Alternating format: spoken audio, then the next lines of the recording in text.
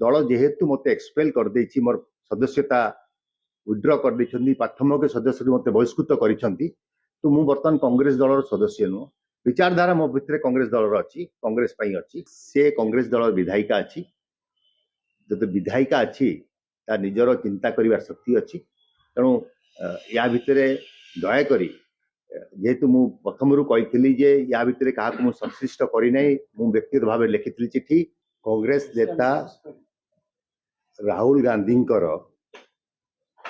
जो वाक्य सब से कहती डरो मत से अनुप्राणित ही कांग्रेस दलर भितरे जो कार्यक्रम चली जहाद्वारा दल सारा भारत वर्ष रे धीरे धीरे दुर्बल हो जाऊँगी ओडिशा रे मध्य 6 गोटी निर्वाचन रे पराजय वरण करछि तारी उपरे मु मैडम सोनिया जी को एक पत्र लिखि एथिरे जहाँ कड़ुआ सस थिला ता जनईथिली एवं सबु सीडब्ल्यूसी मेंबर को मध्य देइथिली परवर्ती अवस्था रे ता प्रेस रे प्रकट हैला मु धन्यवाद जनईबी समस्त इलेक्ट्रोनिक्स मीडिया प्रेस मीडिया केवल ओडिशा नुह जातीय गणमाध्यम को मध्य ये पत्र को गुरुतर सह नहीं समस्त या ऊपर आलोचना कले दीर्घ सप्ताह धरी तेणु मोर जो कांग्रेस दलर विचारधारा कांग्रेस दल को सुधारिया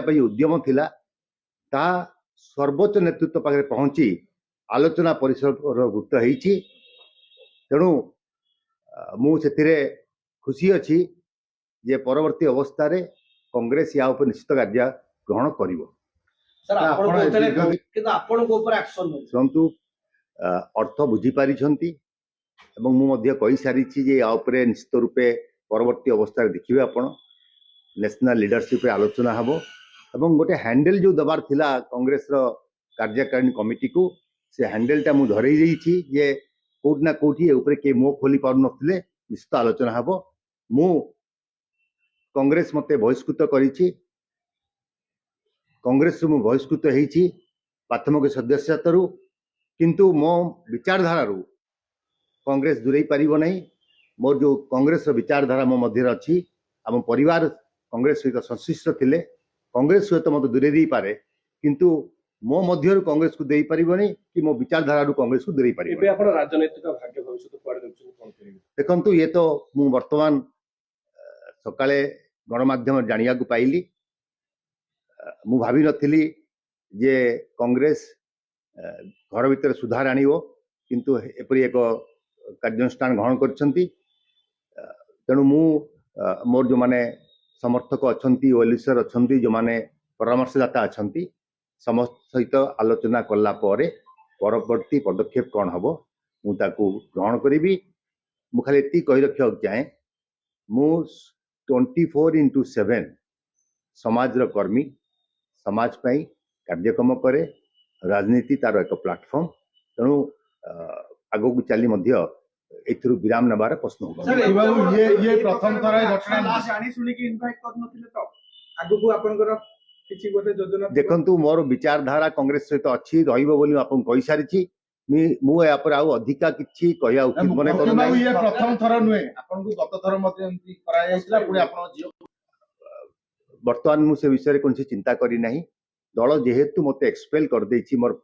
सदस्यता विड्रॉ कर देछन्ती प्राथमिक सदस्य मते बहिष्कृत करिसंती तो मु वर्तमान कांग्रेस दलर सदस्य नु विचारधारा मो भितरे कांग्रेस दलर अछि कांग्रेस पई अछि किंतु मु कांग्रेस दल सदस्य नु मु से ऊपरे किछि कहया उचित मने करै दल को आईना देखैबा काण होला कि आपण पई देखंतु जे आईना देखिबार साहस रखि थाए से सबुथि पई प्रस्तुत होई थाए तेणु दल को जदि आईना देखई मोर विचारधारा को आईना देखई जदि मो ऊपर कोन कार्यानुष्ठान ग्रहण कराई मु ताकू खुशी ग्रहण करुछि एथि पई जे दल निश्चित रूपे या ऊपर आलोचना करिवो आगो को दल सर आउटे कथा आपण सर आपण को ऊपर एते बडा आउ ता ऊपर तर्जमा करिवा आलोचना करिवा ठीक हबो नहीं तेणु आमे राहुल गांधी को अनुसरण करूथुलु एवं तांकर जो गोटे वाक्य थिला सब बळे से कहंती जे कांग्रेस दलर जो माने कर्मी अछंती से माने शेयर बाबर से कहा को डरंती नहीं डर मत तेणु मु मध्य ता अनुभव करी कांग्रेस दल भितर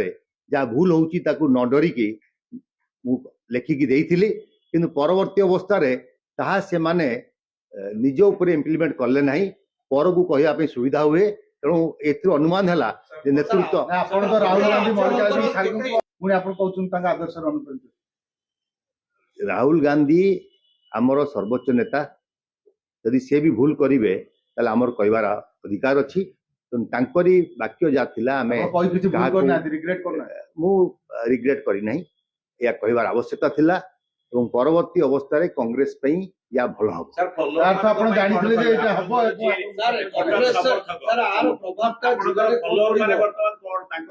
ଦେଖନ୍ତୁ, ମୁଁ କାହା ସାଙ୍ଗେ ଆଲୋଚନା କରିନି ଏ ବିଷୟରେ।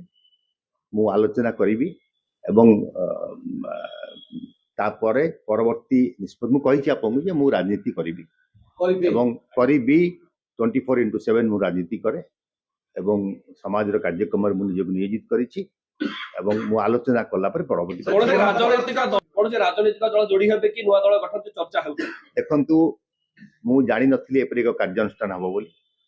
ତେଣୁ ମତେ ଟିକେ ସମୟ ଦିଅନ୍ତୁ ଚିନ୍ତା କରିବା ପାଇଁ, ଆଲୋଚନା କରିବା ପାଇଁ, ତାପରେ ପରବର୍ତ୍ତୀ ସୋଫିଆ କଂଗ୍ରେସ ଦଳର ବିଧାୟିକା ଅଛି ଏବଂ ତାର ୟା ସହିତ କିଛି ସମ୍ପୃକ୍ତି ନାହିଁ। ସେ ତାର କାର୍ଯ୍ୟକ୍ରମ ନିଜେ କରିବ। ଆପଣ ପୂର୍ବରୁ କହିଥିଲେ ମଧ୍ୟ ଚିଠିରେ ବି ଆପଣ ସୋଫିଆ ନାଁ ବି ମେନସନ କରିଛନ୍ତି।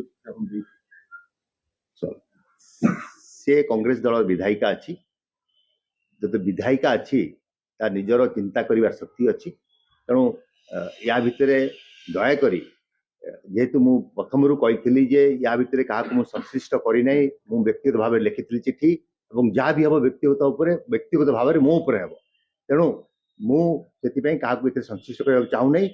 ମୋର ଯେଉଁମାନେ ୱେଲ୍ ୱିଶର ଅଛନ୍ତି, ମୁଁ ସମସ୍ତ କଥା ବି କହୁନି, ଯେଉଁମାନେ ମୋର ୱେଲ୍ ୱିଶର ଅଛନ୍ତି, ଯେଉଁମାନେ ମୋତେ ପରାମର୍ଶ ଦିଅନ୍ତି, ଆଜିକା ଘଟଣା ପରେ କ'ଣ ପରାମର୍ଶ ତାଙ୍କଠୁ ମୁଁ ଗ୍ରହଣ କରିବି, କ'ଣ କାର୍ଯ୍ୟକ୍ରମ ହବ, ପୁଣି ପରବର୍ତ୍ତୀ ଦୀର୍ଘ ବର୍ଷର ପରିଶ୍ରମ ପାଣିରେ ପଡିଲା କି ଆଜ୍ଞା? ଦୀର୍ଘ ବର୍ଷର ପରିଶ୍ରମ ପାଣିରେ ପଡିଲା କି? ଦୀର୍ଘ ବର୍ଷ ଆପଣ କଂଗ୍ରେସ ଆମେ ଯୋଉ କାର୍ଯ୍ୟକ୍ରମ ସମାଜରେ କରୁ ସେଟା ଲୋକଙ୍କ ପାଇଁ କରୁ। ମୁଁ ଆନନ୍ଦିତ ଅଛି ଯେ କଟକ ସହରବାସୀ ମୋତେ ଗ୍ରହଣ କରିଛନ୍ତି ବ୍ୟକ୍ତିଗତ ଭାବରେ ଏବଂ ଆମେ ଲୋକଙ୍କ ପାଇଁ କାର୍ଯ୍ୟକ୍ରମ କରୁଛୁ। ତେଣୁ ଇଏ ଯୋଉ ମୁଲଚାଲ ଯେ ମୁଁ ଏଠୁ ବିଦା ହେଇଗଲି ପାଣିରେ ପଡିଯିବ ନାହିଁ, ଆମେ ଲୋକଙ୍କ ସେବା କରୁଛୁ, ସେଥିରେ କୌଣସି ପ୍ରକାର କମି ହବ ନାହିଁ। ପିସିସି ସଭାପତି ପଦ ଆଉ କଂଗ୍ରେସ ଯେହେତୁ ମୋତେ ବହିଷ୍କୃତ କରିଦେଇଛି, ମୁଁ ତା ଉପରେ ଆଉ କୌଣସି ଟିପ୍ପଣୀ ଦେବା ଉଚିତ ମନେ କରିବି ନାହିଁ। ସମସ୍ତେ ଯୋଉମାନେ କଂଗ୍ରେସ ଦଳରେ ଅଛନ୍ତି, ବରିଷ୍ଠ କନିଷ୍ଠ ସମସ୍ତେ ମୋର ବନ୍ଧୁ ଥିଲେ, ମୋର ବନ୍ଧୁ ଅଛନ୍ତି। ସେମାନଙ୍କ ବିଷୟରେ କିମ୍ବା କଂଗ୍ରେସ ବିଷୟରେ ମୁଁ କିଛି କହିବା ଉଚିତ ମନେ କରିବି ନାହିଁ। ମୁଁ ଭାବୁଛି କଟକ ସହରରେ ତ ମୁଁ ବିଧାୟକ ନାହିଁ, ବିଧାୟିକା ଅଛନ୍ତି ସୋଫିଆ ଫିରଦୋଷ, ସେ ତାର ନିଷ୍ପତ୍ତି ନେବେ। ଆପଣ ତ ପର୍ଦା ପଛରେ ଅଛନ୍ତି। ଦେଖନ୍ତୁ, ମୁଁ ମୋ କାର୍ଯ୍ୟକ୍ରମ ମୁଁ କରିଛି, ମୁଁ ଯାହା ଉଚିତ ମନେ କଲି। ଯେହେତୁ ଆମେ 6 ଥର ପରାଜୟ ବରଣ କରିଥିଲେ ଏବଂ କଂଗ୍ରେସ ଦଳର ହାଇକମାଣ୍ଡ ଗୋଟେ ନିଷ୍ପତ୍ତି ନେଇଛନ୍ତି, ମୁଁ ତାକୁ ଗ୍ରହଣ କରୁଛି ଏବଂ ପରବର୍ତ୍ତୀ ଅବସ୍ଥାରେ ନିଶ୍ଚିତ ରୂପେ ମୁଁ ଆପଣଙ୍କୁ ପରବର୍ତ୍ତୀ କାର୍ଯ୍ୟପନ୍ଥା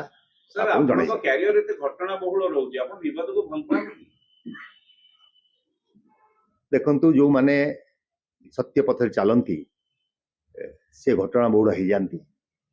ଆପଣ ଯଦି ଇତିହାସ ଖୋଲି ଦେଖିବେ ତାହେଲେ ଯୋଉମାନେ ସତ୍ୟ ପଥରେ ଚାଲିଛନ୍ତି ତାଙ୍କୁ ବହୁତ କଷ୍ଟ ସହିକି ଆଗକୁ ଯିବାକୁ ପଡିଛି ଏବଂ ତାଙ୍କ ବଳିଦାନରେ ପରବର୍ତ୍ତୀ ଅବସ୍ଥାରେ ସୁଫଳ ମିଳିଛି ସାରା ଭାରତ ବର୍ଷକୁ। ତେଣୁ ମୁଁ ସେଥିରେ କୌଣସି ମତରେ ଚିନ୍ତାଗ୍ରସ୍ତ ନୁହଁ କିମ୍ବା ମୋର ଯୋଉ ଷ୍ଟାଇଲ ଅଫ ଫଙ୍କସନିଂ ଅଛି ସେଥିରୁ ତ୍ରୁଟି ବିଚ୍ୟୁତି କରିବି ନାହିଁ। ଆପଣଙ୍କୁ ଲାଗୁଛି ଆପଣଙ୍କ ପରେ ଗୋଟେ ନୂଆ ଟ୍ରେଣ୍ଡ ଆରମ୍ଭ ହେଲା, ଅସନ୍ତୁଷ୍ଟ ଅଛନ୍ତି ଏବଂ ଆପଣଙ୍କୁ ଅନୁସରଣ କରିବେ। ମୁଁ ସେ କଂଗ୍ରେସ ରୁ ବହିଷ୍କୃତ ହେଲା ପରେ ଦଳ ବିଷୟରେ କିଛି କହିବା ଉଚିତ ମନେ କରିବି। ମୁଁ ସେ ବିଷୟରେ ମଧ୍ୟ ଆଉ କହିବାକୁ ଉଚିତ ମନେ କରୁନାହିଁ। ଯେତେବେଳେ ମୁଁ ଦଳ ଭିତରେ ଥିଲି ମୁଁ ଦଳ ବିଷୟରେ କହୁଥିଲି, ଦଳରୁ ବହିଷ୍କୃତ ହେଲା ପରେ ଦଳ ବିଷୟରେ କହିବା ମୋର କୌଣସି ଅଧିକାର ନାହିଁ। ଦିନ 8 ଦିନ ୟା ଭିତରେ ବିତିଗଲା, ଗୋଟେ କି ସମୟ ଦିଅନ୍ତୁ ମୋତେ ଚିନ୍ତା କରିବା ପାଇଁ। କିନ୍ତୁ ରାଜନୀତି କରିବେ ନିଶ୍ଚିତ ରୂପେ ଲୋକଙ୍କ ସେବାରେ ନିଜକୁ ନିୟୋଜିତ କରିଛି, ଉତ୍ସର୍ଗିତ କରିଛି। ଶେଷ ନିଶ୍ୱାସ ପର୍ଯ୍ୟନ୍ତ କଟକ ସହରବାସୀଙ୍କର ଓଡ଼ିଶାର ସେବାକୁ ନିଜକୁ ନିୟୋଜିତ କରିବି। ମୁଁ ଆଲୋଚନା କରିବି, କ'ଣ ମତାମତ ଆସିବ ପୁଣି ଆପଣଙ୍କୁ ଜଣେଇବି। ବିନା ଆପଣଙ୍କୁ ଜଣେଇକି ମୁଁ କ'ଣ କର୍ପୋରେସନ ଇଲେକ୍ସନ ଅଛି, ଆପଣଙ୍କର କେମିତି ଦଳ ନିର୍ବାଚନରେ ଆପଣ କଂଗ୍ରେସର କର୍ପୋରେଟର ମାନେ ଅଛନ୍ତି ଯେ ଆଶାୟୀ ପ୍ରାର୍ଥୀ ଅଛି, କାହା ସାଙ୍ଗେ କିଛି ଆଲୋଚନା କରିନାହିଁ। କରିବି ତାପରେ କଥା ହେବି।